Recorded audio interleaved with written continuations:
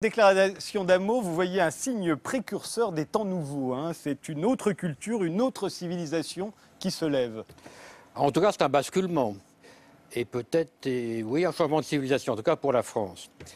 Jusqu'à présent, la France était un corps de citoyens égaux devant la loi, c'est-à-dire une république. C'était aussi une communauté d'hommes unis par le passé et l'avenir, c'est-à-dire une culture en commun, grande chose que nous avons fait ensemble, et grand projet, disait Renan, que nous voulons faire ensemble, c'est-à-dire une nation.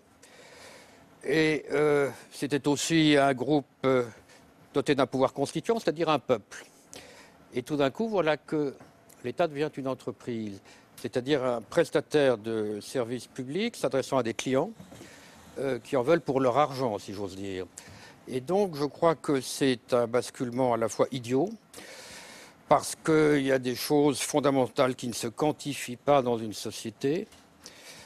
Le dévouement, la générosité. Enfin, il n'y a pas que des actionnaires et des consommateurs et des clients. Il y a aussi des pompiers, des prêtres, des militants, des infirmières et même des gens qui vont en Afrique de l'Ouest pour soigner bénévolement. C'est dangereux pour l'État lui-même qui se diminue de plus en plus et qui perd toute légitimité en devenant une sorte d'annexe de l'économie. Il est vrai que l'économie avait été l'annexe de la politique, mais on est passé de l'autre côté du cheval. Ce qui fait que les affaires publiques aujourd'hui se répartissent entre, d'une part, les affaires de cœur, d'autre part, les affaires d'argent, c'est-à-dire Paris Match et les Échos. Vous faites le tour à peu près de la situation française. Et enfin, c'est dangereux.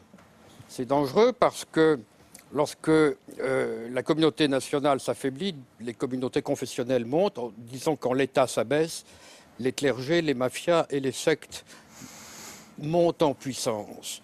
Et les gens partent.